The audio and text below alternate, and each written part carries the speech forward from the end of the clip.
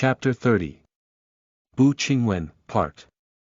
You are listening at novelfull.audio. Chapter 30. Bu Qingwen, Part 1/2. Xie Junping nearly fell head first after receiving this shadowy scare. He was in an completely sorry state and he couldn't help but curse with a foul mouth. Luo Nan had been able to see things clearer since he had the sensing capabilities of the heavily chained crow. It's an animal of the wetlands. Seems to be a muskrat. Are there any other exits aside from the route we took to get inside? The muskrat was a more commonly seen animal in the wetlands jungle of Acumen College. A fully matured muskrat had a length of 30 to 40 centimeters. Its tail was about 20 to 30 centimeters long. The one that had skirted by was smaller than a normal muskrat by more than half. It seemed like it wasn't a fully matured yet, but its movements were seriously nimble. Xie Junping spoke through gritted teeth. This place absolutely wasn't abandoned for just 1 or 2 years. I fear that it's been a long time since this place has become a critter's nest or something. Be careful not step on some animal shit. His last word was spat halfway out and was then forcefully sucked back in. The illuminating beam of light just so happened to cut into a spacious area. Xie Junping could now see a circular chair that utilized the empty space to the largest degree, 2 stools placed randomly to the side, wall lights carved inside the tree wall, and a few exquisite wall-hanging bookshelves and decorations. Anyone who looked at this would see that this room was set up to be a resting area. How big could a hole in a tree be? The usable area before their eyes absolutely didn't exceed 3 square meters. Obviously it was impossible to place down a bed, but this exquisite layout had utilized the special characteristics of the tree's ring-shaped space to the greatest degree. A hint of leisure unfolded before them. Xie Junping immediately forgot his preceding words. He clicked his tongue repeatedly. To create this leisurely area. I don't understand. There's another floor on top. Luo Nan pointed at the stone steps that continued to extend above, continuing to move forward. Why do I feel that this project is not the least bit lacking when compared to gear? Especially since it was able to be kept a secret for so many years. Mouths were sealed way too tightly. Xie Junping followed Luo Nan, climbing up. His impression of this place was turning a bit better. The two reached up a floor higher while they were talking. This was also the uppermost floor of this tree-hole cabin. The layout here was much simpler, looking a bit spacious at first glance. There was only a table carved into the tree wall and a stool modified from an irregular growth of the withered tree in front of the table. The surface of the table was very clean with only a circular plate placed on top of it. Xie Junping recognized it to be the base of an old photo projector album. It probably already had its battery drained, extinguishing the projection. But it should provide extremely straightforward clues with just a recharge of electricity. Luo Nan's attention was on every location within the hollowed tree. He fumbled around and took out quite a few clamps, braces, and other fantastical oddities. Most of them were set up centered around the table. It was clear that this was a workshop room from each and every angle. As long as the corresponding equipment were installed, it would be completely possible to perform research work here. It was quite sufficient for any designer. Xie Junping was to the side looking with interest. He squeezed his way inside and it seemed like Luo Nan wasn't able to pull out any more support devices and the like. Luo Nan moved directly in front of the table, not wanting to be squeezed in with Xie Junping. There were no hanging installations here, in accordance with this area being the most spacious. But through careful observation, Luo Nan could see an irregular long circle of grain that took up an area that was roughly 1 square meter large. He reached out with his hand to touch it, exerting a bit of force. The inner bark wall of this area actually unfolded like a scroll painting. It opened up on 2 sides. The illuminating light of the sky shot inside at the next moment. The change in lighting caused Xie Junping at the side to suddenly turn his head. They had actually spent more than half an hour in torment in the laboratory room and in the tree cabin. It was already around 6 o'clock. Night had already descended upon Xia City, causing the light of the outer world to be fairly dusky. There was only the emergence of a fuzzy outline of gear located several hundred meters away within the gloomy night of the marshland's jungle. It was impossible to see clearly with the naked eye. But for some unknown reason, Luo Nan felt quite moved at this moment. Perhaps this was due to him being at the observation platform. The information provided by the designer of gear was understood perfectly clearly. Then Xie Jumping suddenly burst out with great laughter to the side. Signal! I have signal! Luo Nan ignored him, looking through the window of this observation platform to continue to look at gear in the far-off distance. The fuzzy scene revealed to his naked eyes wasn't special, but a plainer map of the building still existed with his mind. It included the impression of the viewing angle from before. Luo Nan had a sudden realization as soon as he mentally collected all these elements. It was as if the distant building had been eroded by a whole era of civilization. Only this corroded shell remained standing against the forces of nature, having underwent heavy and great changes. Traces of the arrogance of industrial era of order were all over every edge and corner of the building. It was inharmonious with the naturally muddled environment. But in the end, it achieved a compromise within this boundless darkness. This sudden rise of emotion made Luo Nan open his notebook in an instant. He used his fluorescent pen to portray lines that captured the visual impression assaulting his face.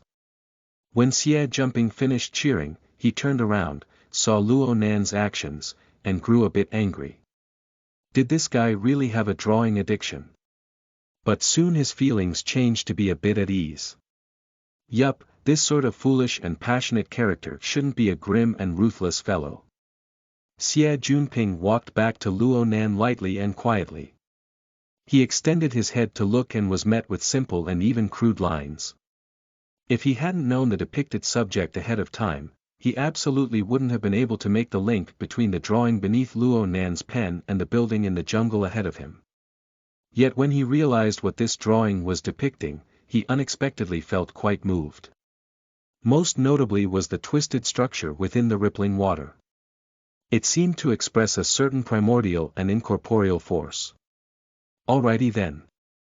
If he's not Picasso, then he's Van Gogh. Luo Nan drew his sketches with a quick hand. Soon he closed his notebook and let out a sigh of breath in satisfaction. Luo Nan already had a thicker interest in this building now. He couldn't help asking. Who's the designer of this place? Xie Junping shrugged his shoulders. I'm pretty much stumped by your question.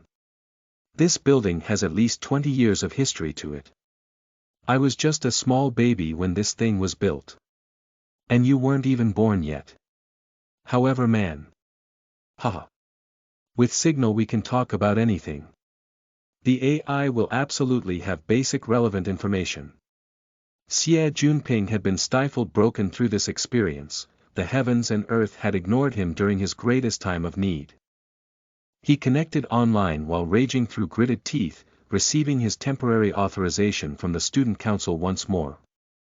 From this moment on, he held the absolute ultimate power against that damned laboratory once again. There will be a day, be it morning or evening, when I will stuff that old geezer Yen Hong and let him have a good taste. It doesn't matter what gutter he's hiding in, I'll. During his unyielding display of hate, Xie Junping was finally able to start each of the various laboratory system modules once again. He also searched for relevant information and found the original design drawings that had been stored as digital records. They included the designer's name. He used the powerful capabilities of his wristband to project the result as augmented reality. An image appeared floating in the air. Sole designer. Bu Qingwen. Wow. Looks like she's a girl from the signature. The characters are so pretty. Xie Junping twisted his head over and sized out the furnishings within the tree house, but he was unable to see anything that displayed a specific and distinct female style. However, the resting room on the floor below, with its exquisite and cozy setup, seemed to be enough to verify Xie Juanping's theory. Xie Juanping's tiny excitement wasn't worthy of receiving a response from Luo Nan. Xie Juanping turned his head to look and was met with Luo Nan staring motionless at the designer's name and handwritten signature displayed on the hologram. Luo Nan's breathing was practically one with the surrounding air, it was completely frozen. Chapter 30. Bu Qingwen, Part February 2nd, you are listening at novelfull.audio. Nan. Junior Nan. Xie Juanping called out towards Luo Nan in a probing manner, but he still didn't receive any response. Luo Nan stood there in a daze until he finally budged 10 seconds later. He resurveyed the setup of the narrow space, but the coordination between his neck and body was stiff like a rusted machine. It seemed as if he was exhausted, that the last bit of his battery could be drained at any time to leave him stuck here for eternity. But Luo Nan was ultimately able to control his body. He supported himself against the inner tree wall and slowly walked down the stairs. He was in a trance, it was as if he was sleepwalking. At first Xie Juanping wanted to catch up with Luo Nan, but he stopped after thinking things through. He continued to operate his wristband, searching within the Order Club's database. And sure enough, he retrieved some new information. Bu Qingwen graduated in the year 72 with a PhD in architecture. A veteran member of the Order Club. A digital photograph of her earlier years clearly revealed the pretty nature of a lady. It matched with the layout of the tree house quite well. Perhaps it was the strong first impression, but all Xie Juanping felt was that this lady's facial features were somewhat similar to Luo Nan's. His mind was 70–80% certain of this. Right when he was pondering whether or not to make the next step in verifying this, his wristband notified him of an incoming call. Xie Juanping ground his teeth when he saw the incoming number and put the call through. He really wanted to speak out with large curses, but he forcefully stuffed his anger back down his throat and into his stomach when he thought of Luo Nan downstairs. He walked cautiously and solemnly next to the viewing window before speaking in a low voice. Husseiner. You nearly killed me, you mother****. You're still talking. You said that the defense system was some dog****t toy. A new investor. You sure? He's come for a tour. Right now. Xie Juanping was a bit surprised and he was finally able to control his mood. He pondered for a moment before giving Husseiner a few instructions. In the end he still warned him seriously. Remember this. I'll smash your family to kingdom come if there's another situation. When things ended, Xie Juanping made his way down softly and quietly. He reached out with a probing head from the staircase to take a look. He didn't dare to turn on his light.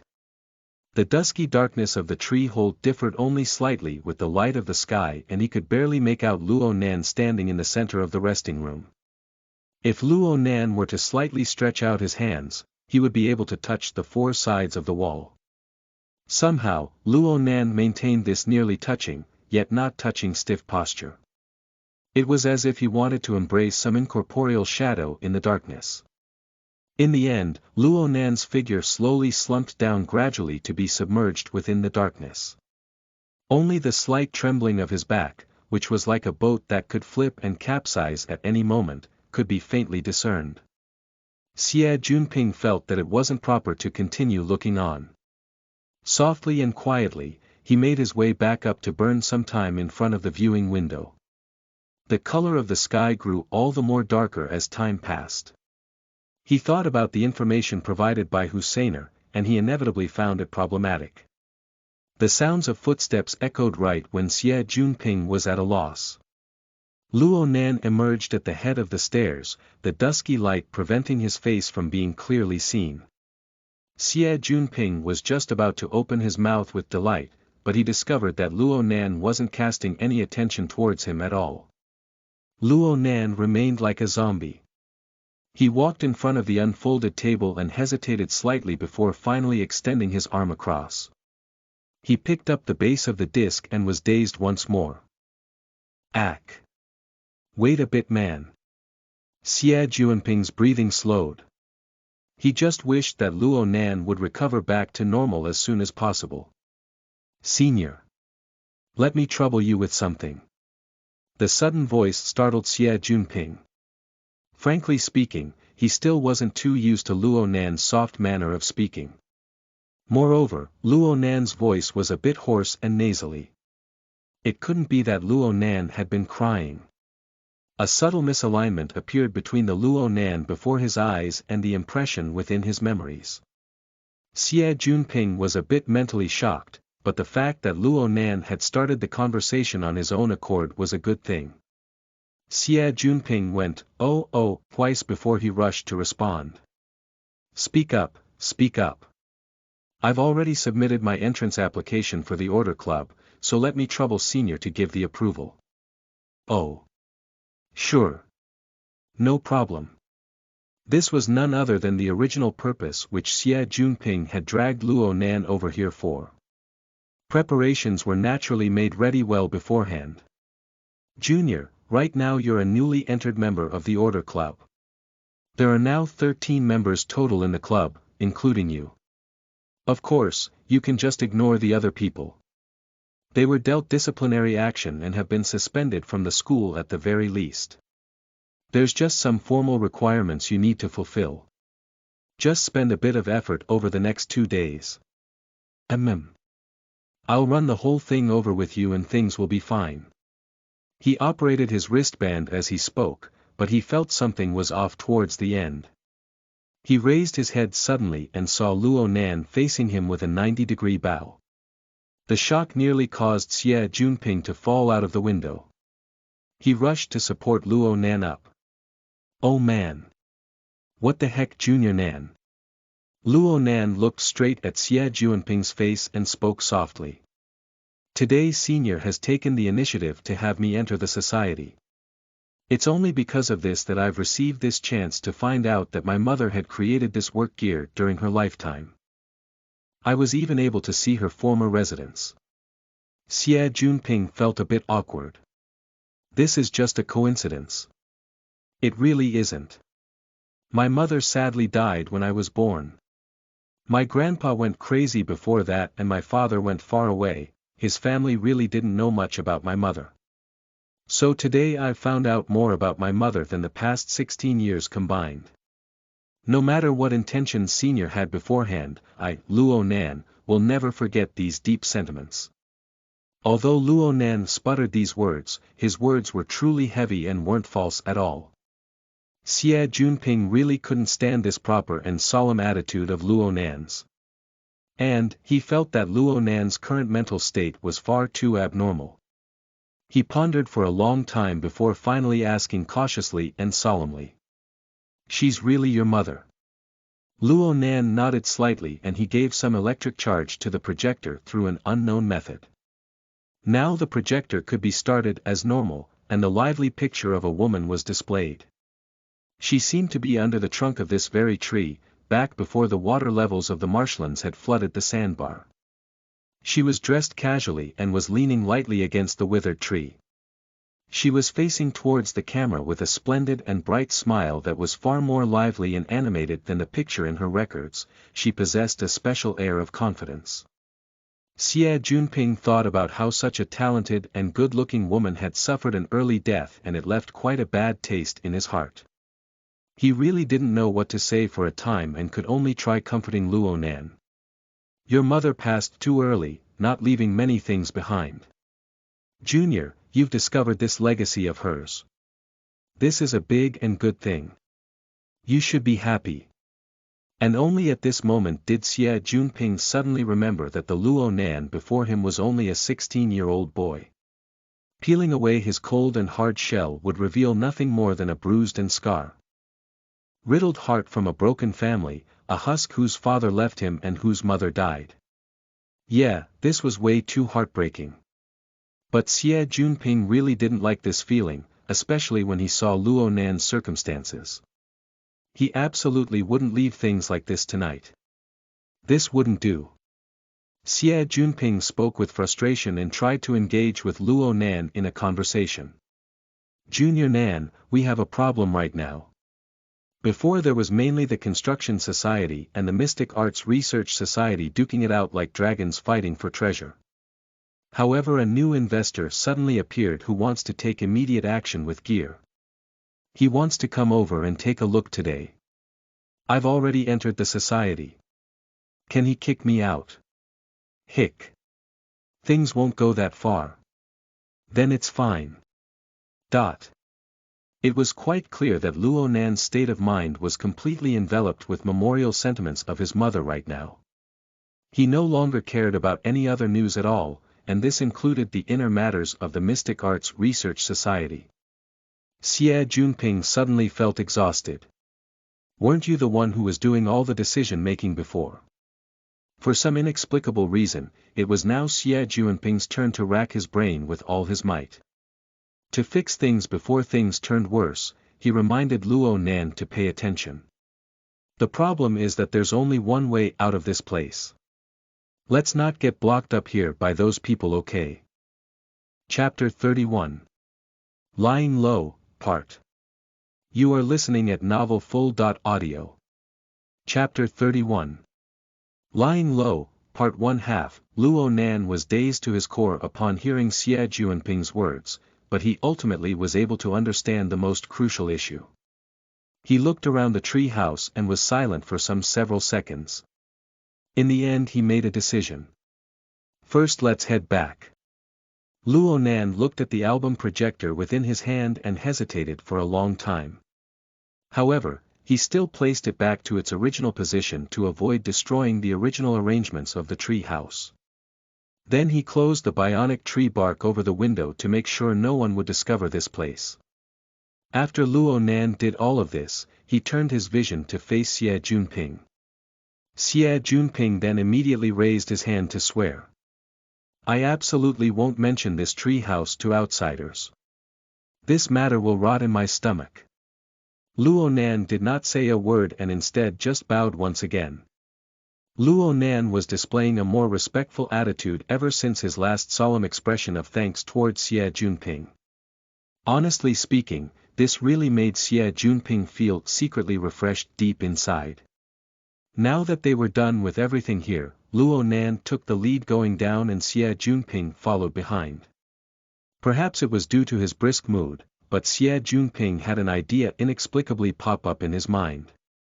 He used his heightened boldness to prod Luo Nan in the shoulder. Junior Nan. If you don't mind. Is it okay if I leave behind a webcam? Ha! Luo Nan suddenly turned his head and stared at Xie Junping's face. His behavior was just this bizarre. Before, Xie Junping would have certainly been nervous if something like this happened, so much so that he wouldn't have been able to speak out all his words. But his boldness increased accordingly after he could sense Luo Nan's respect for him. His line of thought increased in clarity under Luo Nan's steady gaze. This is what I'm saying. Don't you feel that this place is bit too clean, Junior Nan? There are lots of mosquitoes in the marshlands and there is high humidity. A few days without cleaning would make this place unbecoming. Just look at this place. So clean, so refreshing. Yeah, this place looks good, but I'm scared that. Luo Nan didn't blink at all. He spoke with a hoarse voice and completed Xie Junping's thoughts. People have already discovered this place. And, they've lived here for a long time. Cough. That's what I'm saying. After all, the AI cleaning system of gear most likely wouldn't cover up to here. Luo Nan didn't speak any further and his thoughtful gaze drifted a bit. It was unknown what he was thinking of. Several seconds passed before he turned around and walked slowly down. His finger was pasted to the inner tree wall the entire time, all the way until they walked to the stone steps where they started from. Then he suddenly spoke. It's here. There used to be a door here, but right now it's been padded with bionic material. It's sealed dead tight. Xie Junping aimed his illuminating light on top. He observed for a moment and spoke in favor. It might have been an ordinary door left behind from the days when the sandbar still existed. Then the water levels rose and it was discarded. Rising water levels. Luo Nan's voice grew hoarser and hoarser, as if a blade was cutting across his throat. Speaking was growing more and more difficult. When did the water level rise? Xie Junping looked up the information online. Approximately in the year 87. The underground rock bed fractured at that time, diverting the route of some underground river. It increased the average water level of the wetlands by nearly half a meter. The lake area of withered tree sandbar increased by a full 1.7 meters. The year 87. Yeah. Didn't Bu Qingwen's death due to a difficult childbirth occur in the year 80? In any case, it was impossible for her to come and remodel this tree's space 7 years later. His line of thought straightened and Xie Junping whistled. There really was someone. Yes. There really was someone, but who was it? Luo Nan responded hoarsely and slowly stooped down. He touched the narrow and secret passageway that had clearly been cut in at a later time. Xie Junping woke up with a realization and came over. There was a 99% chance that this passageway was carved out at the same time as sealing the door. They both had the same purpose of avoiding the rising water levels to still allow entry and exit. And so, the differences between Bu Qingwen's initial designs and the current layout could be explained. Xie Junping watched Luo Nan, who was stooped over and seemingly mulling over the structure of the hidden passageway. He casted his beam of light over to make it easier for Luo Nan to investigate. But he suddenly realized something was wrong after the light went over. Luo Nan was certainly deep in thought right now, but he was unconsciously digging with his fingers at the border between the hidden passageway and the tree hole. This monotonous movement could be said to be a bad habit, but it would be better to say that it was an indicator of some extreme mood. Luo Nan's mood was heavy and emotional a moment ago, yet he would be occasionally tranquil, like the undulating night tides of the coastal waters. This was the cadence corresponding with his ordinary mood. But he was in a repressed and irritable mood at this very moment. It was as if he was a wounded beast that saw the enemy that wounded it intrude on its territory. He was overbrimming with so much rashness that his mood was savage. Xie Junping was really scared that Luo Nan would tear off his fingernails. He rocked his illuminating beam of light very carefully. The variations in lighting caused Luo Nan to be startled awake. He suddenly turned around. Xie Junping was shockingly met with the red bloodshot eyes of Luo Nan. They weren't seeped with tears, instead they were heaped with a madness that pointed to the desire to devour a chosen person. Xie Junping just felt his calf muscle cramp when he was faced with this situation. He unconsciously moved a step back. But Luo Nan's mood seemed to be pacified by being under the illumination of light. He ceased his monotonous actions that caused one's blood to run cold and spoke in a low voice. Senior, where did we leave off in our conversation just now? That there's someone living in this tree who sealed that door and dug out this secret passageway that leads to the laboratory. Luo Nan shook his head. At first glance the underwater corridor is normally a dead-end route. It would be too conspicuous for outsiders to come in that way. Therefore it can't be any other people. It can only be the inner members of the society or the laboratory. Xie Junping thought about it and felt that Luo Nan was right. He agreed with Luo Nan's reasoning in this way. And thinking deeper, such a person of the Order Club would have to engage in normal activities and social exchanges within the club. And when other people aren't paying attention, they would sneak through this underwater corridor and enter this tree hole to engage in some shady business, which would never see the light of day. The most important thing would be the span of time such a person would be doing this. They would probably have been doing this for 7-8 years, over 10 years, all the way until now. Thinking about it made one's heart run cold. Xie Junping suddenly produced an idea. It can't be. It can't be that the hidden passageway was actually dug in from the other side during its creation. Maybe someone swam and entered through the viewing window. With this thought having been born in his head, He looked at the pitch-black entrance of the hidden passageway. Then he looked at the spiraling flight of stairs behind him. He didn't feel so good now. It seemed that Luo Nan hadn't thought about things this much. He slowly stood back up and faced Xie Junping half up. Then I'll trouble Senior with the matter of installing the webcam. If there's still someone here. I want to see who this person is to the end. A bit of nervousness sprouted in Xie Junping's heart, but having Luo Nan at his side was more or less a source of comfort. He took a deep breath. All right. I'll install it right now. You have tools at the ready. Hick. I brought a few. Xie Junping felt a bit awkward, but he still retrieved two micro-webcams, which were only the size of grains of rice, out from his wristband. Rich kids like him would sometimes play some absurd tricks, and they relied on these devices to do so. These types of portable micro-machines could not be simpler to install.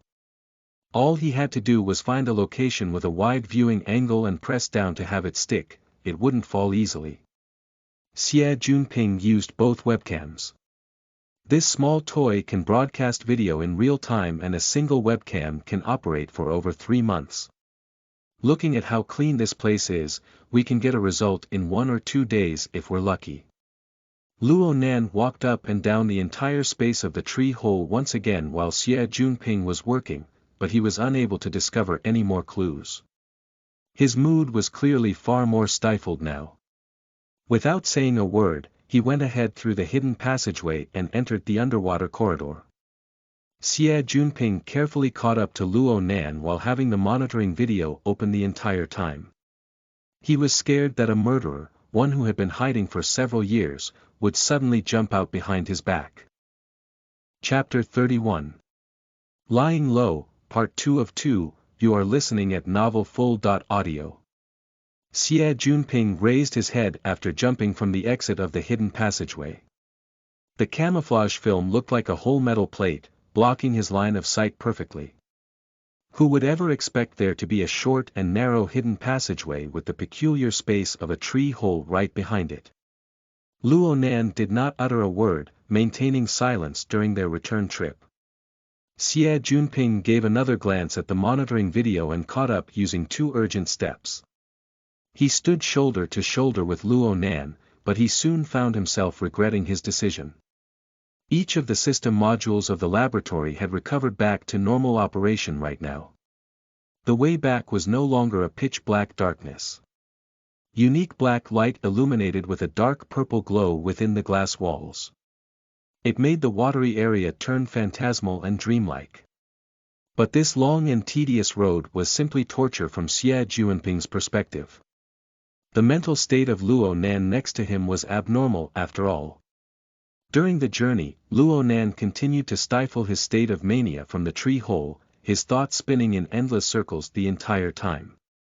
Sometimes he would suddenly stop his footsteps, turn his head, and look back down the long corridor. Sometimes he would look at the increasingly gloomy waters next to him and was lost in thought for a long time. The blood within his eyes glistened with vividness each time he did this, causing it hard to look at his eyes directly. And there was even a few times when Xie Junping could hear the low sound of teeth grinding. So several minutes passed while moving in this walk-and-stop manner, causing Xie Junping to confirm all the more that Luo Nan was going mad. He had no doubts whatsoever. If there was some person who dared to say, "I am the one who has been living in this tree," Luo Nan would immediately throw himself over, crush that person's throat with his teeth, and then roar in interrogation. What the hell do you damn think you're doing here? What was he thinking?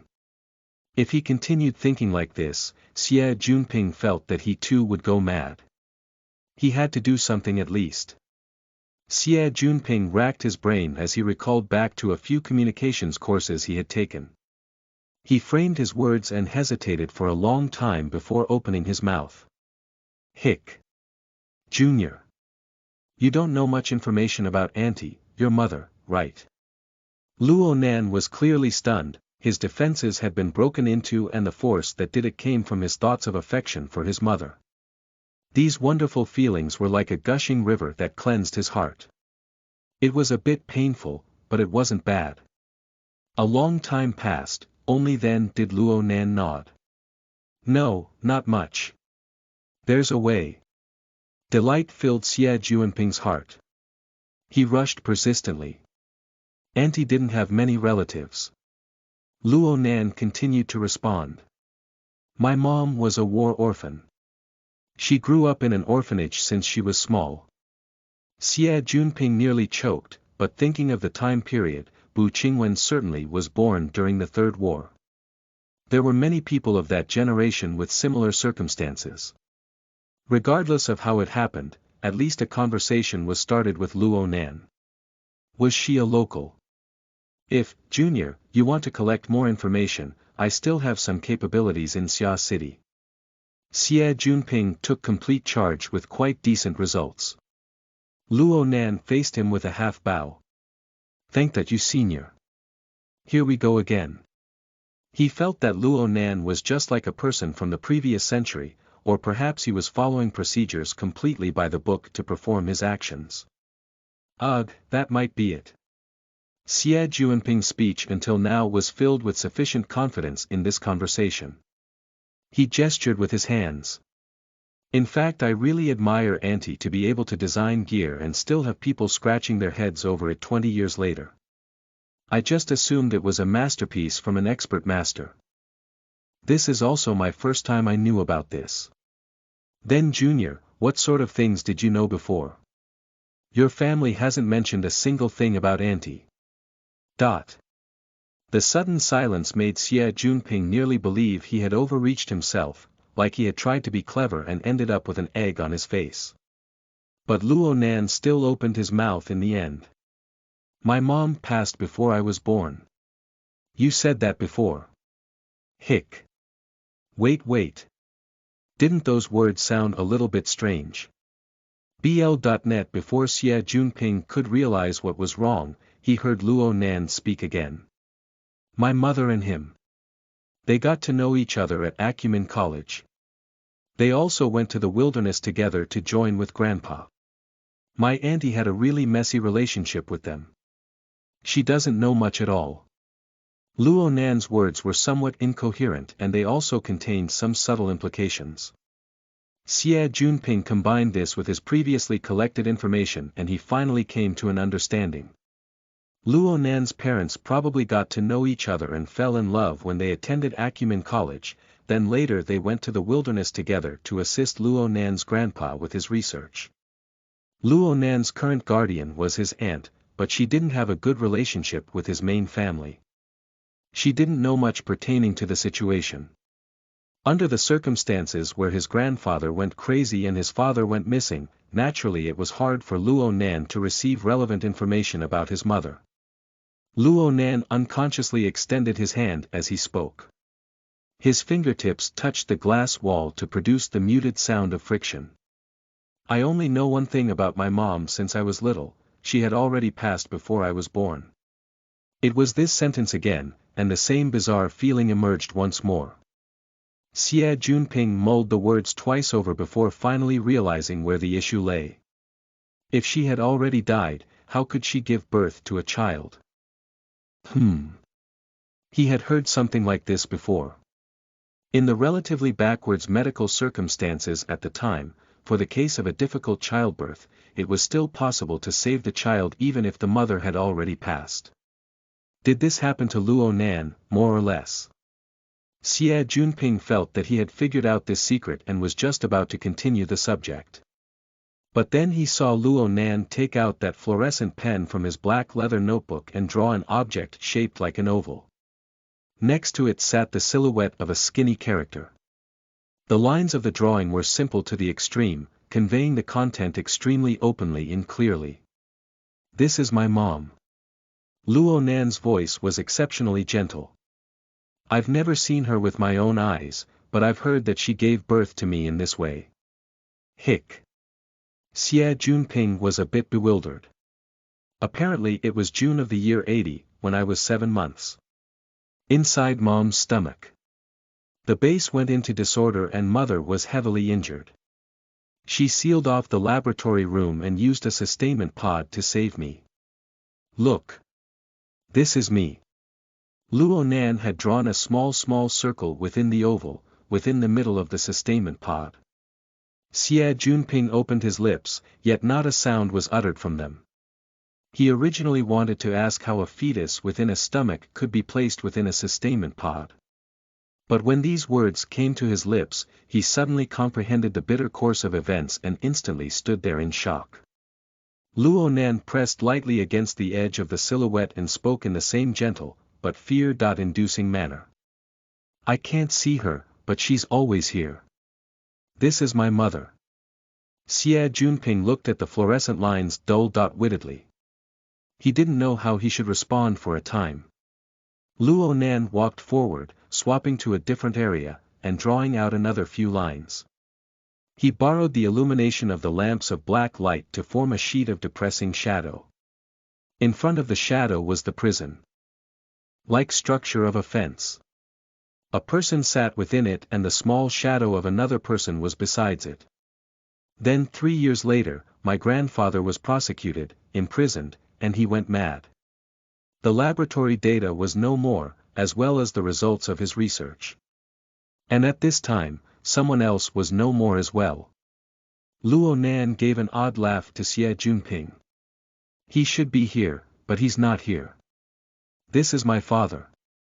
They just happened to walk to the starting location of the underwater corridor at this time. Luo Nan retrieved his fluorescent pen and faced Xie Junping with a bow once again. I've said some boring words just now. I've bothered Senior. Luo Nan had clearly understood Xie Junping's intentions. Conversely, Xie Junping had finally pried a crack into the twisted, heavy, and melancholic inner world of Luo Nan's heart. Furthermore, Luo Nan's mood had clearly become much more tranquil. This should count as a good deed, right? Xie Junping secretly hushed out a breath and was just about to respond, and the sounds of voices came from not too far away. 7-8 people came into the underwater corridor from the surrounding resting area. There was even someone who greeted Xie Junping. Bro Ping. We've arrived. Chapter 32. Discussing a Legacy, Part. You are listening at novelfull.audio. Chapter 32. Discussing a Legacy, Part 1/2, Xie Junping frowned as he looked over. Hu Huaying, aka Husseiner, of the student council was of the people who came. He counted as his die-hard ally, and the person whom Husseiner greeted was none other than Xie Junping. Asides from these two, there were 2 new faces and another 4 people, the upper members of the construction society and even the chairman, Lang Ding, had come over. When faced with this situation, Xie Junping suddenly felt a bit of an ominous premonition. Although he felt apprehension in his heart, Xie Junping still adopted a smiling and welcoming expression. This sort of communications work was precisely his expertise. Since he wasn't facing Luo Nan, that old geezer, he immediately felt the heavens and earth open up wide. He just did whatever he pleased. He went from the difficulties of the infernals of hell to the starting arena for newbies. Though he faced 7 people, he was still able to greet with the amiable cordialness of a host without messing up at all. He also cleared up the identity of the 2 new faces in passing. A lawyer, Xing Zhu, was the representative of the investor. His temperament was calm and flat, in accordance to the cold and aloft behavior of the society elite. Another was a bodyguard, He Lianpi. He had a swift and fierce build, looking like a rather cool professional. No one would ignore him. These 2 were already working hard in public society to make a living. They were older than the students present here by a huge gap. Reasonably speaking, in these circumstances it would best for the Society Operations Office to send out people of equivalent status to receive these 2, or perhaps send out a teacher advisor from the relevant society to meet them. But Xie Junping did not see such a person. Xie Junping was finding this all the more fishy, and soon his premonition became true. While during the exchange with lawyer He Zhu spoke directly. The Rainbow Fund is more than satisfied with the growth plan and personnel composition of the Construction Society. They are willing to launch more practical collaborations. It's quite the decent investment to inject capital into the iconic building of the Northern Bank. I hope we can meet an agreement with the school and the student council pertaining to planning the course of events. Xie Junping gave a chuckle, but he was cursing Husseiner a million times in his heart. You didn't describe the matter clearly. Sure, it's true that an investor had arrived, but he's not directly entering the game or something. The investor's starting a new path. And it's for the aid of the Construction Society. Oh man. He originally thought that it was going to change between a meeting of two dragons to a war between three kingdoms. But now the situation looked clearly to be a one-sided advantage. He grinned while shaking hands with Lang Ding and he diverted the conversation. I won't mention anything else, but I have no choice but to be impressed with the matter of pulling a sponsor to the Construction Society. This chairman of this large society, Lang Ding, wasn't an especially strong person. He only laughed at this moment. It's all right. Pulling in a new investor will make the allocation of society funds more fair. The schedule is now much more laxed. I wish you the best. Xie Junping laughed with delight, but his heart was screeching. There's trouble now. He turned his head to glance an eye at Luo Nan. This old geezer still had the look of having a gloomy mood, paying no attention at all to these uninvited people. Indeed, by following Luo Nan's logic, all Luo Nan needed was to be in the Order Club, to be in the building designed by his mother. It didn't matter who ended up controlling this place at all. My God! How could a situation ever be so simple? Xie Junping cursed silently. He felt that he had quite the headache. The Construction Society was okay too. Forget about the Mystic Arts Research Society. There's not a single one of the large societies that was easy to deal with. His planned work was now impossible.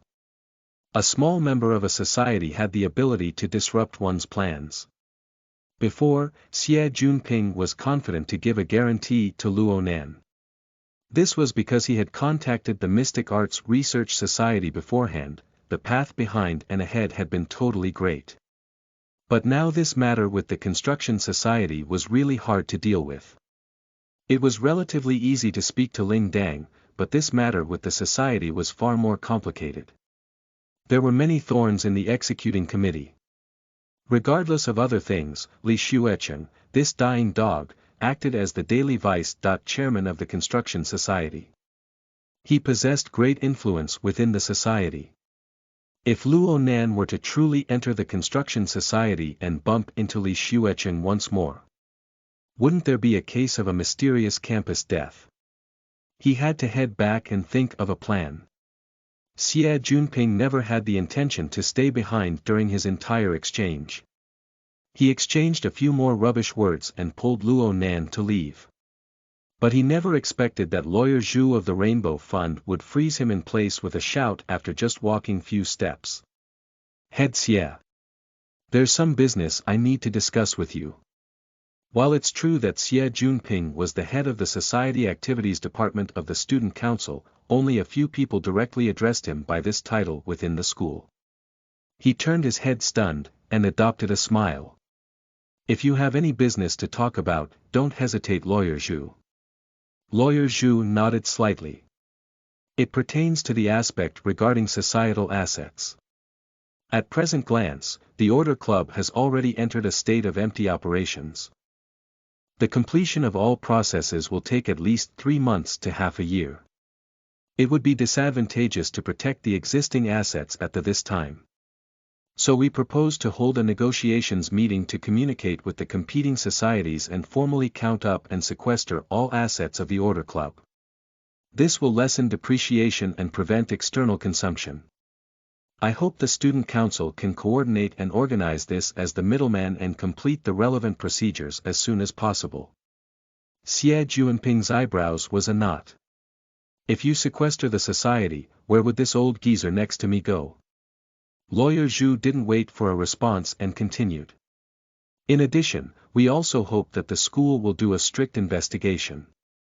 We were paying close attention to the Order Club's website recently and we discovered that a new person had actually been admitted to the society.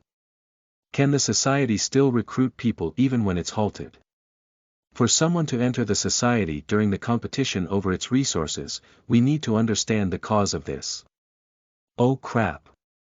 This guy specialized in finding faults. Xie Juanping's face darkened in an instant, but he found things odd at the same time.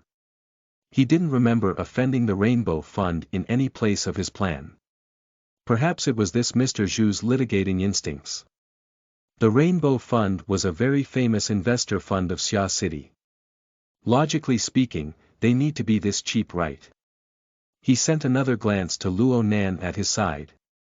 The latter had clearly heard Lawyer Zhu's speech and had already lifted his head. But his line of sight wasn't casted on the person who had spoken, it dropped next to the lawyer, on that bodyguard with a dark complexion. It was strange. Although Xie Junping did not understand what was the matter, he wouldn't leave things undone when it came to things. He smiled a fake smile in response.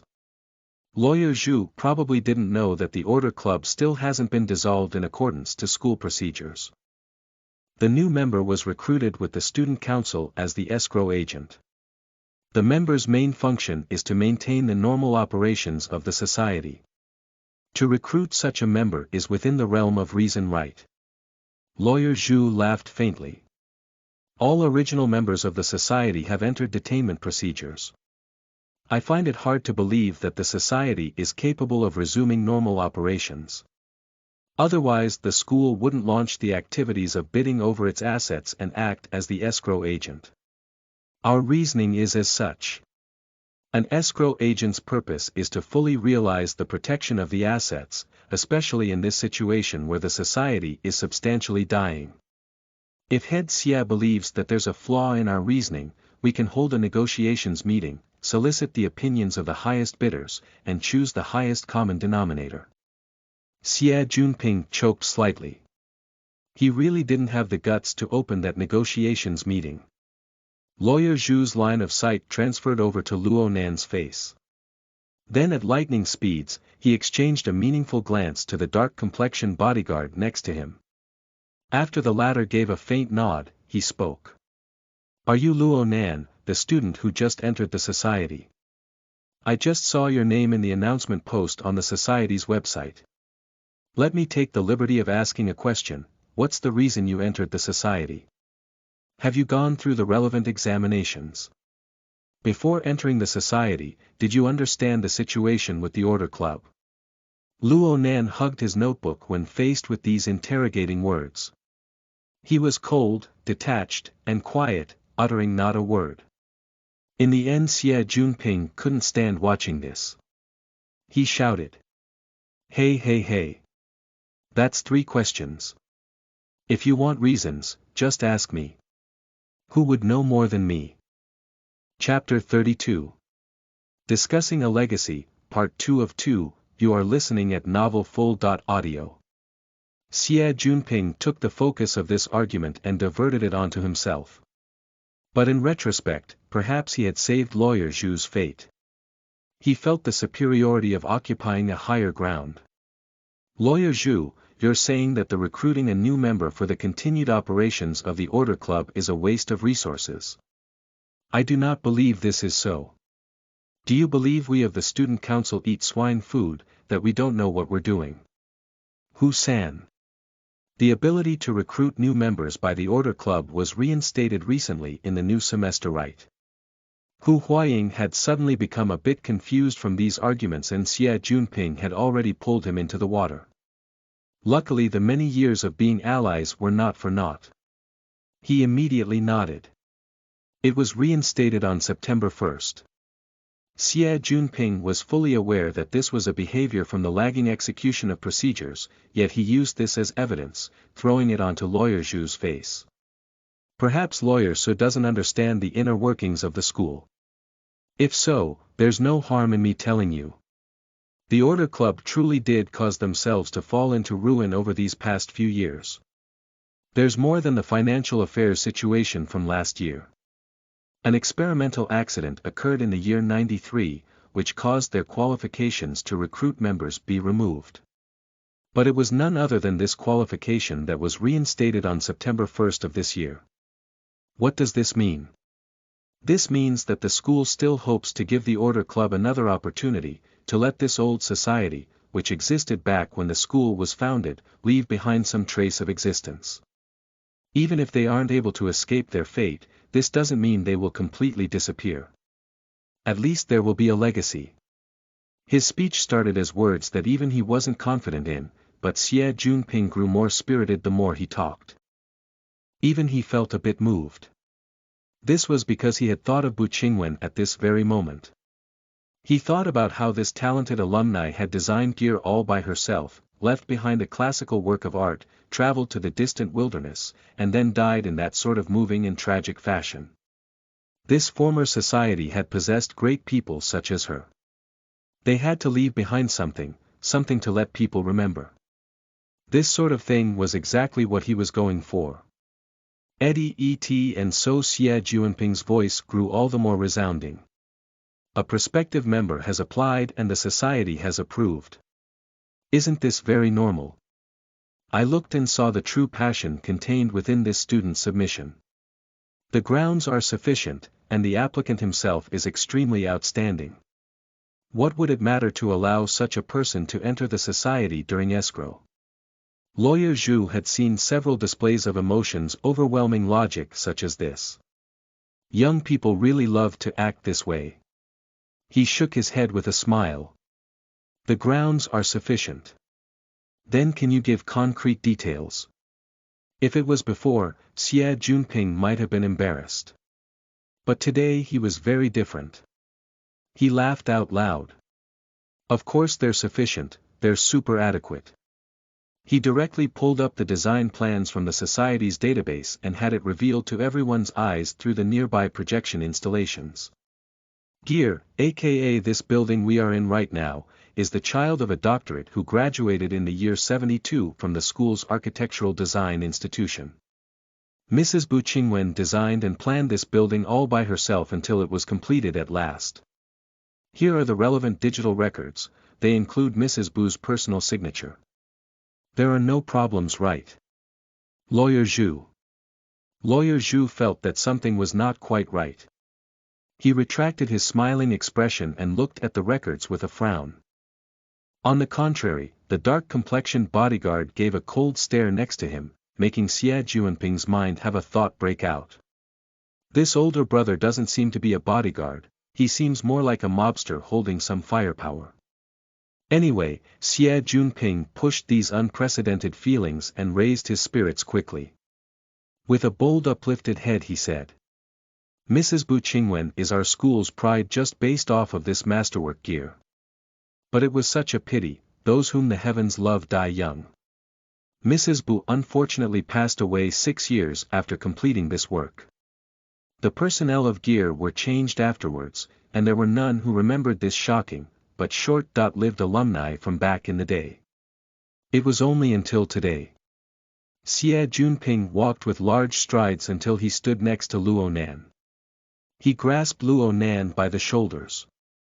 It was only until today that Mrs. Bu's sole and only child, student Luo Nan, had tracked down the vestiges of his mother and entered Acumen College for study. Through a month of pursuit, he found his mother's work of art, yet he witnessed the Order Club in decline in gear unprotected. The pain was too much and he took the initiative to request entrance to the society, to devote all his strength to take this legendary building and have it shine with luster anew. Are these grounds not sufficient? Luo Nan shot a glance to the hand residing on his shoulder, not saying anything in the end. The difficult people didn't voice any objections and Xie Junping's imposing air increased like the floating of a boat when the tide rises. Junior Lang Lawyer Zhu. While we do know that the Order Club is likely to become history, this Mrs. Bu has performed a great contribution to the school. The school should back and encourage the cost of supporting Luo Nan honoring his mother. This is just my individual opinion, but I place these words in front of you. If you have any objections, you can voice your suspicions. A lawsuit is not a problem as well. Sue the student council. Sue the alumni association. Sue the parents association. Sue the school administration office. Sue the board of directors. No matter what, I will use this as my argument. What is fake cannot be made true. What is true cannot be made fake. I want to see who's able to sever the connection of flesh and blood between Mrs. Boo and Junior Luo Nan. Who's able to smash their love between mother and child? Who's able to take the cultural legacy of our school and stomp it on the ground in destruction? Xie Juanping's current imposing air could truly topple the mountains and overturn the seas. He glared with wide eyes and pointed to someone irrelevant. Junior Lang. Lang Ding forced a smile and waved his hand. He wasn't willing to contend with Xie Junping. Xie Junping looked once more at the person who talked the most. Lawyer Zhu. Lawyer Zhu's face was a bit green and he didn't respond immediately. He seemed to be formulating his words. No way would Xie Junping give Zhu this chance. His mind flowed freely and rapidly right now. He displayed not a word, only laughing in the end. He held Luo Nan by the shoulder and swaggered off. An unprecedented and decisive victory. Xie Juanping's eyes were practically brimming with tears of excitement before even walking a few steps. This was the first time he didn't use a teleprompter, didn't use internal earbuds, to make a fervorous speech okay. The results were simply invigorating to the point of ecstasy. So pitiful, it was so pitiful that this wasn't recorded. He wouldn't be able to resample this event in the future. Wait up. Maybe there was a way. The idea was already born, so Xie Junping turned his head to ask. Junior Nan, my man. My form just now. Can you draw it for me? Hick. I'm sorry. His mood had been quite exciteful, so he was neglectful. Xie Junping only just discovered that he was still holding on to Luo Nan's shoulder and had yet to let go. A single cold and threatening glance from this old geezer caused Xie Junping's neck to contract. He rushed to remove his hand. Contrary to all expectations, Luo Nan gave him a huge thumbs up in the very next moment. Senior, you're very eloquent. Xie Junping coughed and spoke with reserved intentions. I've met many litigators like him.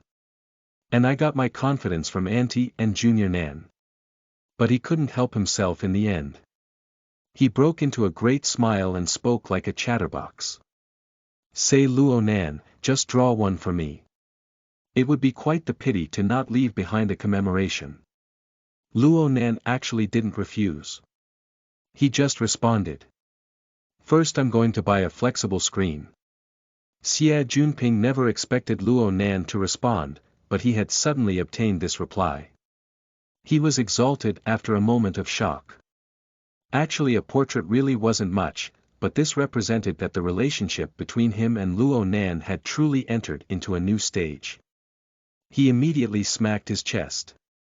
I'll pay for it. No need. Thanks though. Luo Nan gave a laugh, but he soon collected himself.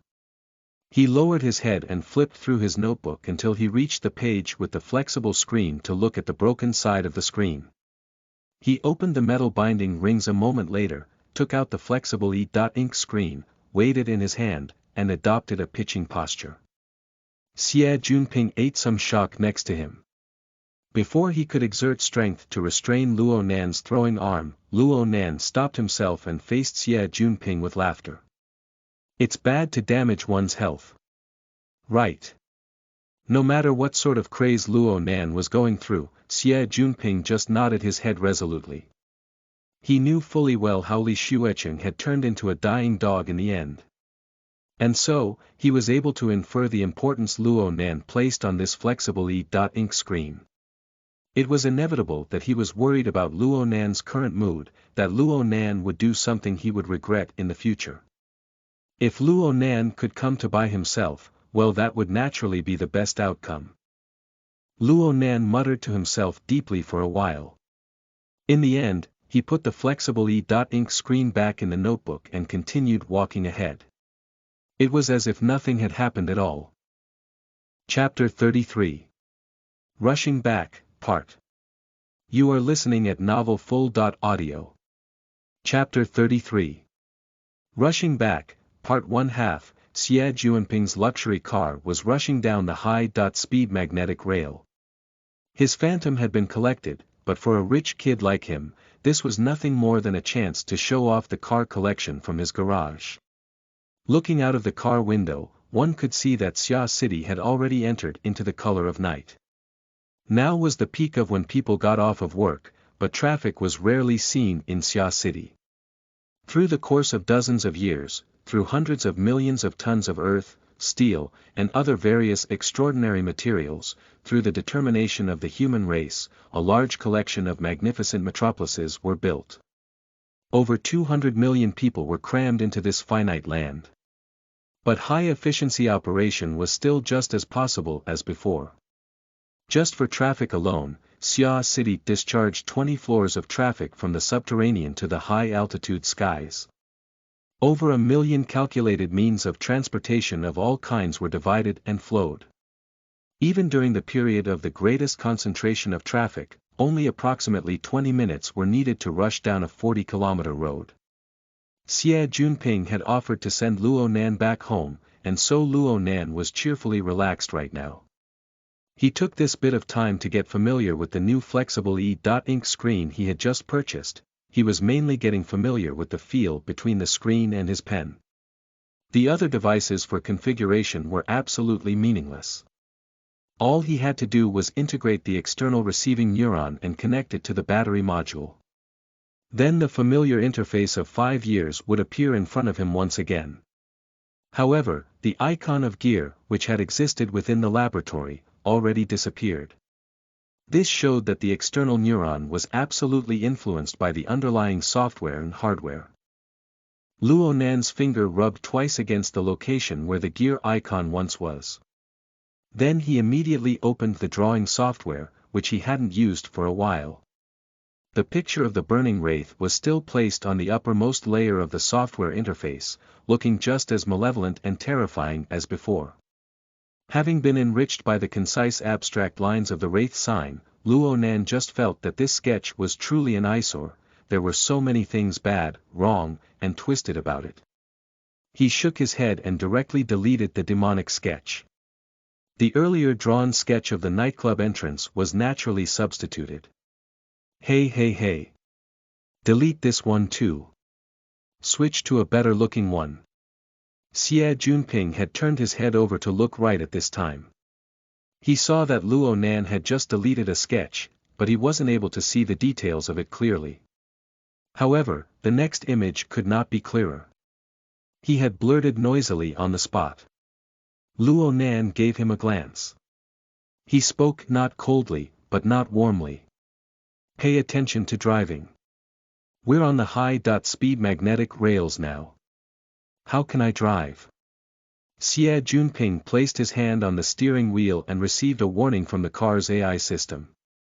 The car first entered into a switching region before allowing Xie Junping to modify the magnetic course. This was to avoid hitting the cars around them. Xie Junping donned an innocent state. Luo Nan didn't feel like paying attention to him. He made a blank page on the drawing software and his pen went down on the screen. Xie Junping breathed and drew close to him. He looked at Luo Nan using the digital pen to draw indistinct background shadows. It was very likely to be the inner layout of gear.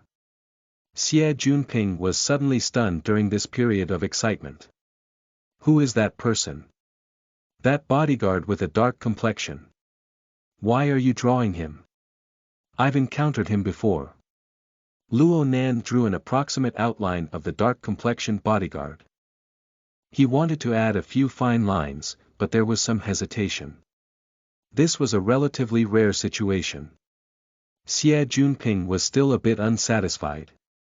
Who is he, man? I saw him yesterday on ship Lanshan. He's probably a burner of Quantum Corporation. Burner. Xie Junping's chin smashed down onto his own shoulder. He should be On the warship at the time, it was none other than the dark-complexioned male who was towing the deep blue Walker exoskeleton armors of Quantum Corporation. He drove across in front of Luo Nan and the visions of the two intersected. The dark-complexioned male had covered the exoskeleton armors with a tarp to protect them from malevolent eyes. The whole course of events couldn't have been described as pleasant. Xie Junping felt a cold sweat come. Didn't he exchange contending gazes with the dark-complexioned male while he was giving his fervent speech? If that male sent a palm flying over, his just-escalated mouth might fearfully become smashed to pieces. In comparison, Quantum Corporation's military might wasn't that direct. Luo Nan could only shake his head when faced with Xie Junping's expression. He flipped away from this page and his pen dropped down onto the screen once more. This time he really drew Xie Junping's form. Although this was clearly a gift, Luo Nan didn't deliberately add strokes, it was still minimalist. Then the clear form of an image appeared. This silhouette had an arm around a person's shoulder and was waving with the other arm in roused spirits. It seemed excited, wrathful, and a bit deranged. But the arm embracing the neck and the shadow to its flank made these somewhat out control movements turn into something defender-like, upright, and unafraid. Xie Junping initially was arguing saying, "How am I that crazy?" but when he saw the whole composition of the piece, he grew more delighted the more he looked. This lasted until he was grinning from ear to ear, his satisfaction at its peak. In the end there was only one thing unsatisfactory about it. "That's you to the side. Why didn't you draw yourself out? I'm not good at self-portraits." Luo Nan gave a simple response, then he immediately sent the picture over. He didn't care what Xie Junping would do with this picture. Then next, Luo Nan took these two pictures and his old accumulated pictures and simultaneously selected them. He long pressed the screen for several seconds and the second layer of the drawing software, aka the true features of the software, were opened. He had tried and failed yesterday in the confinement room of the warship. But today he had swapped to a new device, and everything went smoothly without a hitch. The bulk of the second layer interface was none other than the tetrahedron on the title page of his grandfather's notebook. However, it lacked the inscribed sphere and the outer scribed sphere. Instead, the tetrahedron was divided by 4 level cuts to form 5 levels of approximately equal height. The tetrahedron rotated within a gray background. Xie Junping's gaze moved across. He was a bit curious. Maslow. This interface looked to be really close to the classical diagram of Maslow's hierarchy of needs. This theory listed a person's needs from low to high, from basic needs to complicated needs. They were laid out in 5 layers like a flight of stairs. All one needs was a bit of common sense in sociology and psychology, and one would not find this diagram, corresponding to a classical theory of the previous century, strange. Xie Junping pointed out. From bottom to top. Physiological, safety, social, esteem, and self-actualization. It's student, office worker, technician, clergy, and politician. How vulgar. I'm saying that these occupations can be arranged in this increasing order. Luo Nan didn't explain. He just took the dozen or so sketches he had selected and sent them into the confined space of the tetrahedron. There were at least several hundred similar works inside, dispersed and scattered. All the sketches were shrunk in size within the confined space. They began to rummage up and down when the new sketches were entered in. It looked like a fantastical card shuffler. They were shaken repeatedly under the power of the software to be laid out in a new arrangement. The positions of the several hundred works of art were set by the card shuffler machine several seconds later. The overwhelming majority of works were placed in the lower 2 levels. Once in a while there would be one in the 3rd level. But the 4th and 5th level were completely empty. They can act as a tarot card deck. For fortune telling. Man, what company made this software? Xie Junping was drawn into the fantastical change in the interface. His brain asked questions as he opened his eyes wide. He strived to look for the sketch of himself. It should be my father's work. Xie Junping immediately became sincere. He had a rough feel for Luo Nan's character now. He knew that Luo Nan certainly wouldn't have a good mood when it came to any matters involving Luo Nan's father. Luo Nan was a lot quieter for the rest of the drive. The flying car arrived in Blue Bay Community at approximately 7 o'clock. He had gotten home just a little bit later than normal. He bid farewell with Xie Junping and entered the community. Luo Nan went into the apartment elevator with his head down the entire time. He selected the floor and then opened his notebook once again. He stared at the flexible E.ink screen, at the special second layer interface, lost in thought. Then he gave a cold laugh. That coward's existence was displayed clearly here, forever hiding like a turtle withdrawn into its shell. The drawing software was like this. The external receiving neuron was like this. The space within the tree. Wasn't it also like this? Luo Nan didn't know the answer to this, but the oil-burning flames of the fervent feeling of pain within his heart could not be clearer. The elevator reached the desired floor, the metal door opened wide, and Luo Nan closed his notebook with a bang to walk out with large strides. The home AI system had detected his existence and had already confirmed his identity. The main door opened. Luo Nan walked in with a step, but was a bit startled. The living room lights were on, revealing a middle-aged woman who was sitting on the sofa and doing work via her wristband. She raised her head when she heard the door open and her gaze fell directly across, her face expressionless. Chapter 33. Rushing Back, Part 2 of 2, you are listening at novelfull.audio. Luo Nan stood at attention on the spot. Aunt. The middle-aged woman on the sofa was Luo Nan's aunt, Luo Shuqing. Her figure was petite and her looks were average. Her temperament was rather quiet and serious. Luo Nan had his head hanging low the entire time when facing this elder. Aunt. You've come over even though it's so far. Some people won't come to visit no matter how you invite them. So, I came to see how you're doing. Mrs. Luo Shuqing's poisonous tongue was just as deadly as before. It immediately stifled Luo Nan from speaking any further.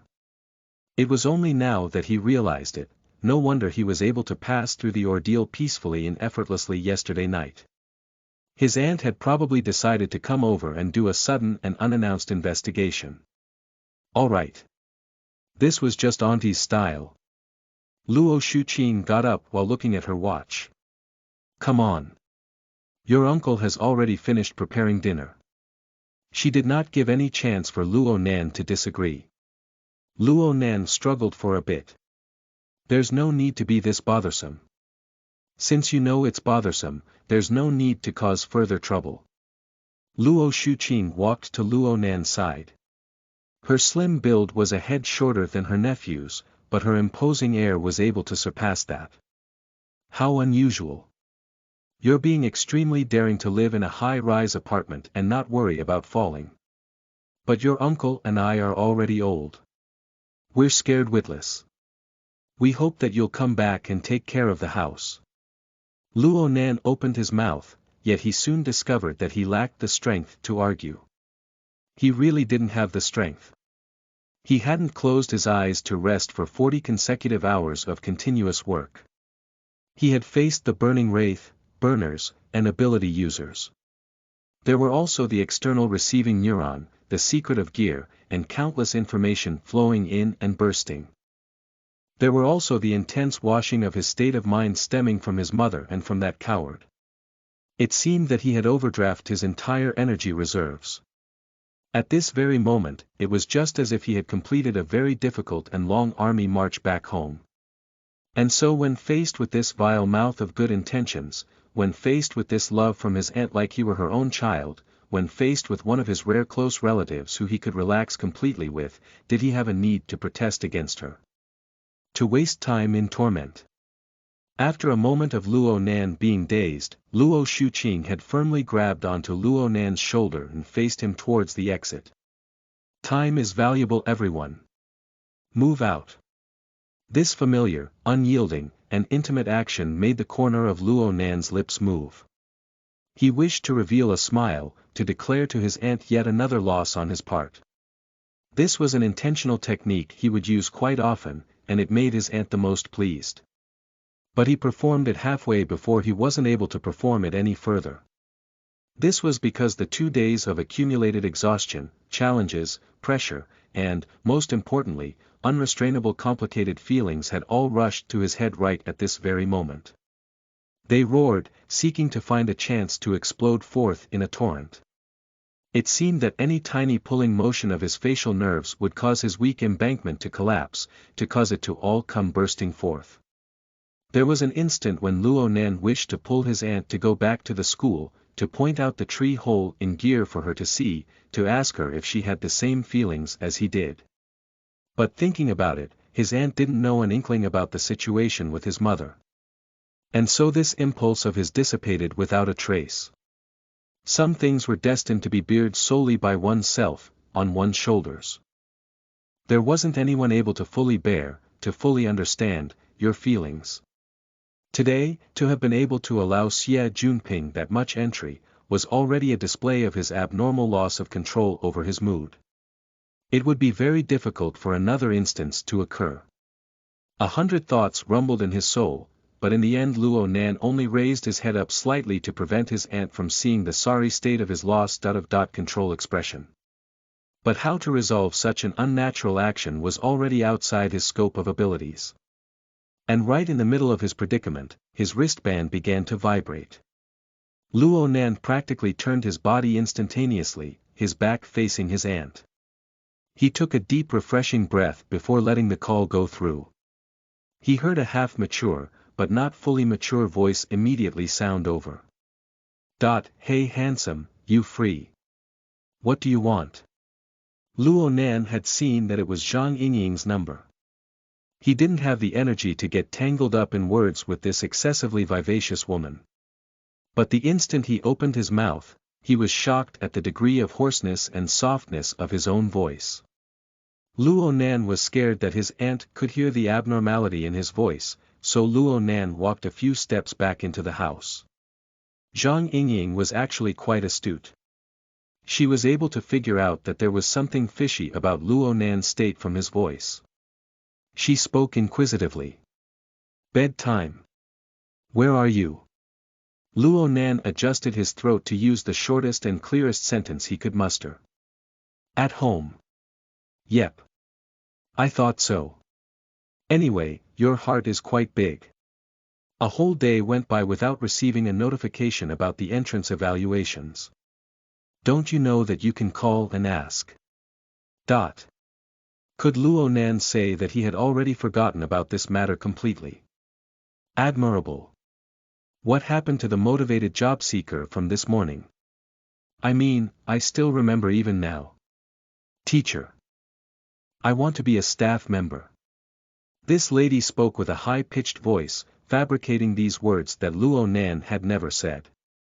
But Luo Nan actually laughed. There were truly far too many things that happened today. From Luo Nan's perspective, each event happened one after another in increasing severity. His thoughts were already squeezed into an extremely narrow space. This impromptu comedy act by Zhang Yingying made his mind become far more awake. The Professional Society for Ability Users. Fine then. The Expedition Society was a place that he must fight for no matter what. Right now he didn't have a surplus of strength, and what has happened has already happened. He'll stop carrying that desire to prevent his mood from becoming sentimental and fidgety. He then asked. Has it begun? Right now go make your way back in a hurry then. It's in the University Activity Area, outside of Acumen College's campus, at the Limestone Water Village pub. Your main examiner is just about to arrive. As for the specific details, I'll tell you about it clearly once you get there.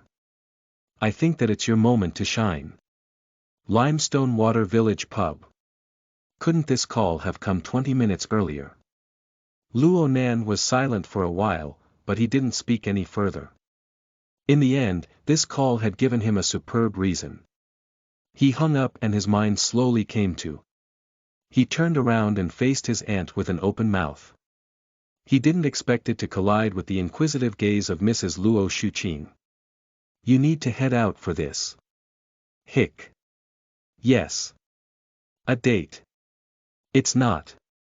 Luo Nan immediately withdrew. Then what is it? Luo Shuqing did not let him go. Hick. It's a gathering. A dinner get-together. Limestone Water Village Pub. I remember that it's close to your school. Why didn't you just go there directly? Can't you see that I forgot? While Luo Nan was handling this with great difficulty, he suddenly remembered something. Didn't Shuai's girlfriend mention some related information this afternoon?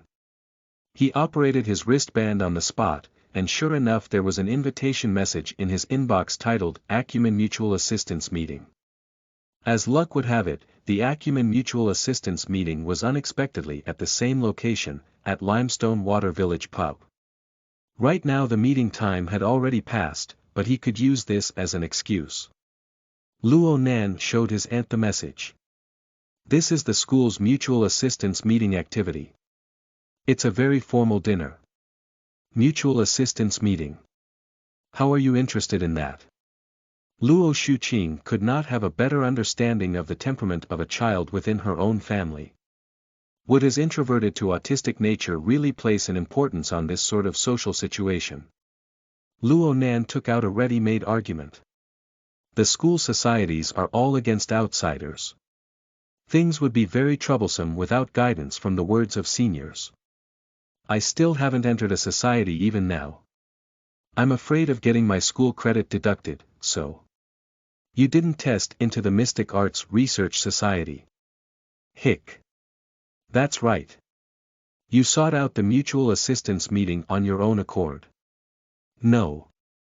They came looking for me. Luo Shuqing finally believed him after seeing her introverted and immature nephew's expression. She shook her head. Acumen College has been declining year after year, and it's been long since this started. Why did you want to get into this school so much? Luo Nan was silent, speaking not a word. Luo Shuqing had more to say, but suddenly she saw the familiar apartment furnishings behind Luo Nan's back combine with Luo Nan's slim figure standing in the room.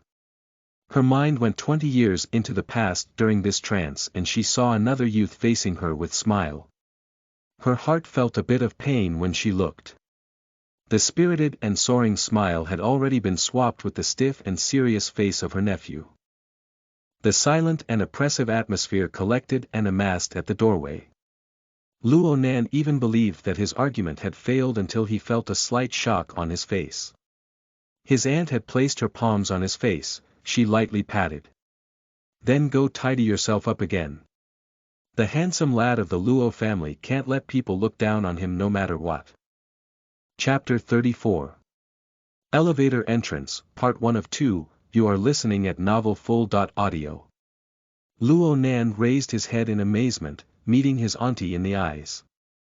This successful career woman, who was the head department manager of a multinational corporation, just so happened to be frowning.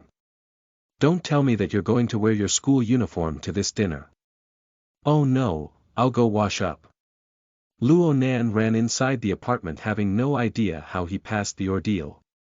He gave a glance to the study in the meantime, to the large black leather suitcase on the table. It was very conspicuous, but he didn't see any traces of it being moved. This made him let out another breath of relief. Luo Nan swapped to casual clothes very quickly, but Luo Shuqing really wasn't totally pleased with his outfit. It was clearly a formal dinner, but Luo Nan was even bringing his old-fashioned notebook.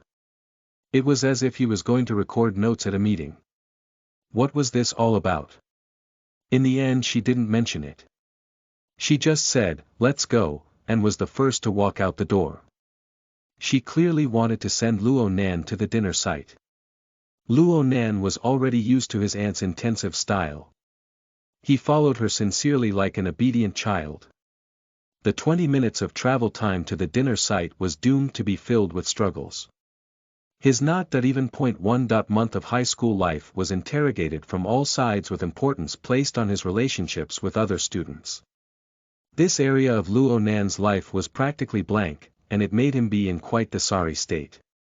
He barely made it to Limestone Water Village pub. Lu Shuqing acted as the most conscientious driver, flying directly to the entrance of the establishment and indicating to Luo Nan that he could step off.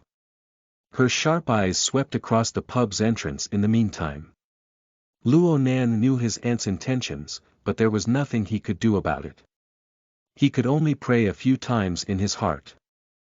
He opened the door and got off the car, entering into the establishment. Perhaps his luck turned for the better as Luo Nan was able to discover the registry of the Mutual Assistance Group in the corner of the large hall as indicated by the invitation. Though there was no one manning the station, there was still the electronic display. Luo Nan was soon able to find his own name. His aunt's call came through when he had finished signing. "Don't stay out too late. Give me a call when the dinner is over." Luo Shuqing's flying car flew away outside the pub. Only then did Luo Nan relax a bit. Luo Nan had swept his vision onto the number of people registered when he was registering. There were actually over 1,000 people. There existed an upper limit to the number of members in a society of Acumen College. This sort of scale wouldn't appear in any of them. Only a get-together could exceed the limitations of a society and draw forth a large show of this sort. So there were this many people. One more wouldn't be much. One less wouldn't be much. He didn't need to run over and attract the distaste of others. Anyway, this fellow Zhang Yingying was really not reliable. The sound of her voice made it seem like she had been waiting in the pub for a long time. But now there wasn't a trace of her in sight.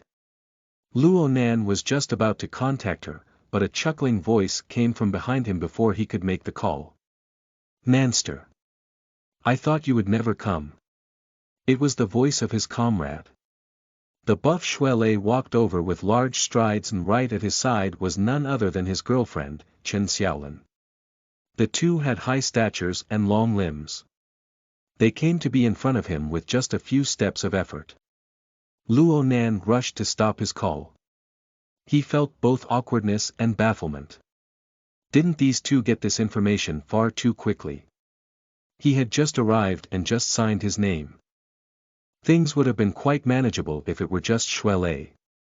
But Luo Nan had to perform proper etiquette in front of Chen Xiaolin. "Sorry Senior Chen. I was busy and I came late." Chen Xiaolin's lips actually pursed into a smile. "Actually, Leister and I never expected that you would come. I was shocked when the registry sent out the message." This. Luo Nan didn't know how to respond for a time. It seemed that Chen Xiaolin had drunk some alcohol, her cheeks were slightly red. She spoke much more straightforwardly. "Anyway, it's good that you were able to come, Nanster. This counts as giving me face. After all, your signature counts as my accomplishment." The conversation had already moved to this point. Obviously Luo Nan couldn't say, "Actually, I didn't want to come. I actually need to go now." He could only follow these two into the banquet hall. It was just as Chen Xiaolin said. This cold dinner meal gathering was made very formal. Big shots of the student council sponsored the event, reserving the entirety of banquet hall number 1. The scene was extremely large. Banquet hall number 1 was on the 27th floor. There were no idle elevators in the large hall and the three chatted as they waited. A few sentences into the conversation and Chen Xiaolin starting speaking about matters involving societies. This was also the reason why she invited Luo Nan in the first place. "I've already found people in regards to the matter with societies. I'll bring you and Leister to go meet them on the way back. Do your best to pick a society that's more to your calling. Don't say that there isn't a society you're interested in, Leister. Is there a meaning in taking 6 years to take 3 years of coursework from lack of credit?" Shuele sealed his lips, saying not a word. Unfortunately Luo Nan was unable to keep his mouth shut. "Senior. As for the matter with societies, actually. Chen Xiaolin wrinkled her brow. You applied earlier. Luo Nan nodded respectfully. You applied at Li Mingda's place. A blush of red flushed to Chen Xiaolin's face, and this wasn't solely due to the alcohol. She spoke with fury. Junior. I told you before. Matters involving societies are complicated. It's not as simple as you think. Do you know where Li Mingda is right now? He's right in this establishment, in the box seats, accepting hospitality. Even if you can't handle his pressure, which place do you think is more effective? In his office or here? She's drunk. Xue Lei first mentioned this to Luo Nan in a low voice before turning to face Chen Xiaolin in Luo Nan's defense. I assure you that Nanster didn't go through with it at Elder Mingda's place. I am willing to testify for him. Elder Mingda was quite furious at the time. Luo Nan was able to see that Chen Xiaolin wasn't angry, instead she was baffled that Xue Lei actually hadn't explained the situation clearly to her at the time. Then Luo Nan asked something of Xue Lei in a low voice and Xue Lei shrugged. Isn't there that senior Xie with his extensive inside connections? My communication skills aren't that great. Luo Nan immediately understood that his peer Xue Lei knew quite well what he was doing in his mind, even though he was buff and he did look boorish. He absolutely wasn't a meathead with an empty brain. What are you guys talking about? Chen Xiaolin glared with a frown. The alcohol had gotten to her head at this moment, making her look charming and innocent. Luo Nan and Xue Lei raised their heads together. They were just about to explain when the elevator door opened and a dozen or so people walked out from inside. Their mood looked to be quite decent with laughter going all around. Xue Lei was not interested at all in these people. He blocked the elevator door and let Luo Nan and Chen Xiaolin inside. He never expected Chen Xiaolin to yank him. Hold on. Ha! Do you see that person? The one who just came out of the elevator, the youngest. It's whom I just mentioned before, the vice-president of the school's student council Chen Weikan. He's the chairperson of the mutual assistance group and my immediate superior. Both Luo Nan and Xue Lei looked over in that direction. The group of people had already walked out of the large hall and were outside chatting amiably. Things weren't too clear under the contrast of light, but they recalled that there weren't too many youngsters within that group. Chen Xiaolin took a few deep breaths, trying to decrease the effect of alcohol on her mind. Soon she informed them. Senior Chen possesses true power within the school's student council. I think his family has some military contacts. His character is normally quite decent and normally we have an alright relationship since we are both Chens. I didn't ask him, but I did mention a few words to him. Things will become a lot easier to handle for sure. This meant that they would have to talk to him. Xue Lei's and Luo Nan's gazes linked up. They could both see the lack of interest in each other's eyes. However, the corner of Xue Lei's mouth soon went down. Chen Xiaolin had actually kicked him with her high heels. Chapter 34. Elevator Entrance, Part 2 of 2, you are listening at novelfull.audio. Look at those who walked out in his company. Just based off of who I recognized alone, they include the brains of the Parents Association, the Council, and the Society Operations Bureau. He invited all of them to the dinner gathering to talk about standards. Elder Mingda's qualifications aren't enough to come inside. You go chat him up, just a few words. It'll save me a lot of trouble. Indeed, Chen Xiaolin was becoming exasperated that things weren't turning out as she expected. Xue Lei had a huge frown on his face. He really couldn't do something like this. Before victory could be determined between these two, Chen Weikan sent off those honored guests that mentioned standards and headed off back inside the hall with the rest of his party. Chen Xiaolin saw him draw closer and she gave Xue Lei a hidden push to remind him to open the elevator door. Then she approached Chen Weikan engagingly and cheerfully. Chair Chen. Chen Xiaolin greeted several high-ranking members of the mutual assistance group in succession. Shuelei hesitated for a moment, not moving a single step and falling a pace behind. Chen Xiaolin turned around from the front and soon her expression went stiff. Luo Nan could see that the situation wasn't good. He gave Shuelei a push and stood next to the elevator entrance, positioning himself into an awaiting posture. By the time Luo Nan raised his head, Shuelei only gave the opposite party a greeting. The opportunity to exchange words was soon dead in the water, and it was mainly Chen Xiaolin who was propping the scene. The party of people headed inside the elevator. Chen Weikan leading the group was really quite remarkable. He had a large and tall stature. He wasn't particularly handsome, but his gentle smile made him seem a bit distant. He also greeted back at Chen Xiaolin and Shuelei, not lacking in etiquette at all. However, his footsteps never stopped moving as he headed directly into the elevator. He was clearly the type of person to let other people match his pace, a rather powerful and influential character. In comparison, Luo Nan felt that he was quite like a bellboy from the way he stood by the elevator entrance. Another batch of people just came down the large hall through the pub's entrance. The person in lead was a woman wearing a professional dress and carrying a rather old-fashioned folder. Her gait was hasty, and she looked to be a white-collar worker. Behind her was 4 rather lean and buff males. They moved hastily as well. This group's pace was quite faster than that of Chen Weikan. Most notable was the white-colored woman leading the front. Her height certainly exceeded 170 centimeters with 5-centimeter long slender heels beneath her feet. The pants of the traditional suit she wore was nothing special, but they lined against her tall, slender, and beautiful figure. Most of all were her long legs that were beneath those slim-fit pants.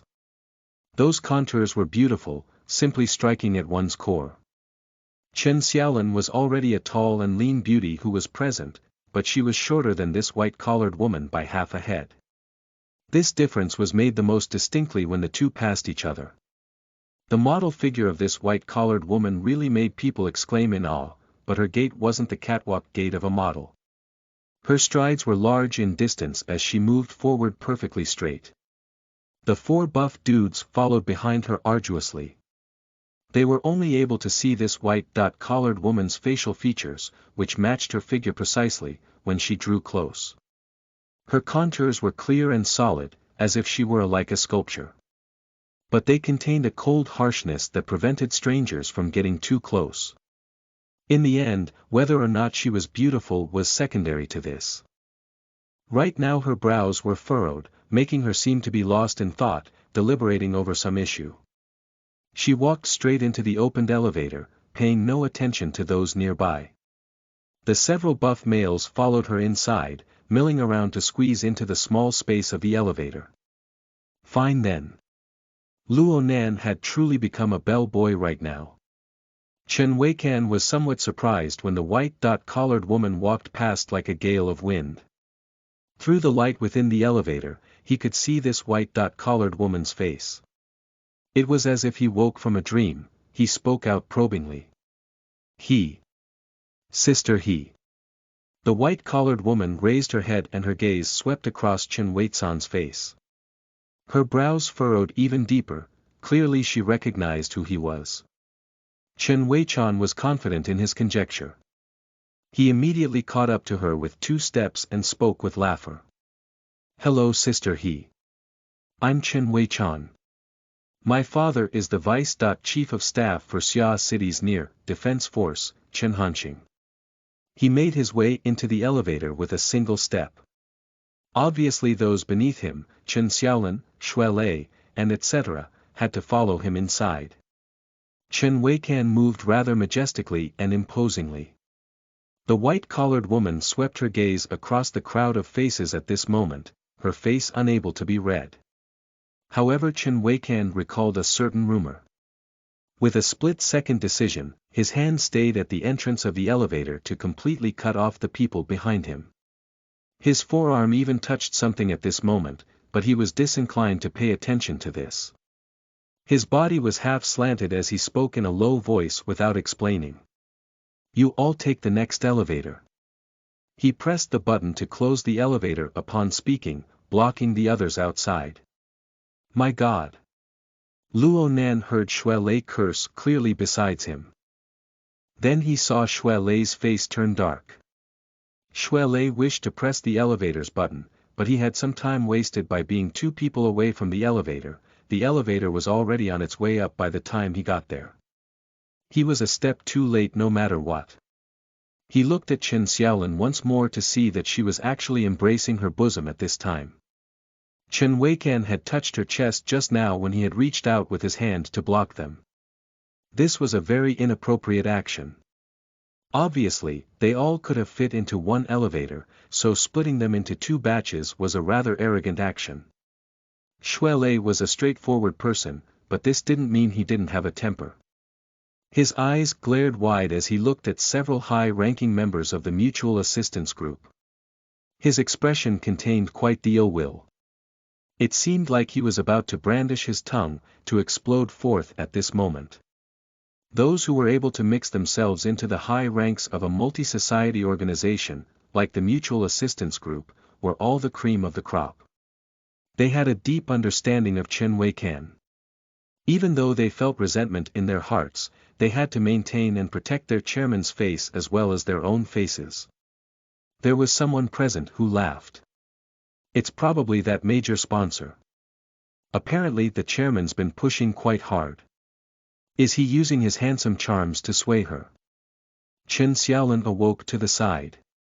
She pulled Xue Lei to a stop and spoke in a low voice. He didn't do it on purpose. Look at that woman, even she knew it was bad to stir up trouble. Perhaps these words were logical, but from Xue Lei's perspective, they skirted by the issue far too much. They were spun without a hint of sincerity. They were complete dog shit. He rotated his gaze upon the group of people outside the elevator, including Chen Xiaolin, and his breathing grew heavy. The fury in his heart was clearly escalating.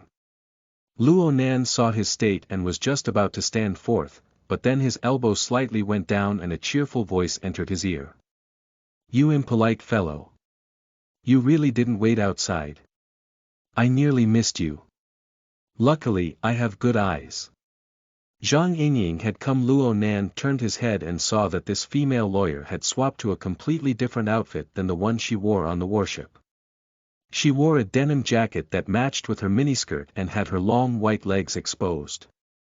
Her feet were wrapped with Roman sandals, which exposed her toes. This near-summer outfit radiated energy all around. Zhang Yingying's sudden appearance had actually somewhat eased the tense situation. Chen Xiaolin could feel the fury of her boyfriend. This, combined with the obvious damage to her honor, made her unable to figure out how to placate the situation for a time. She was trying to figure out how to dispel Xue Lei's fury, while not provoking the members of the Mutual Assistance Group. She could only try shifting the topic. First she pulled Xue Lei by his arm so their postures matched perfectly with Luo Nan's and Zhang Yingying's. She forced a smile and greeted. Is this your girlfriend Nanster? Luo Nan was just about to shake his head, but Zhang Yingying had already responded with giggling laughter. Nice to meet everyone. I am Luo Nan's #1 pursuer. Just Yingying is fine.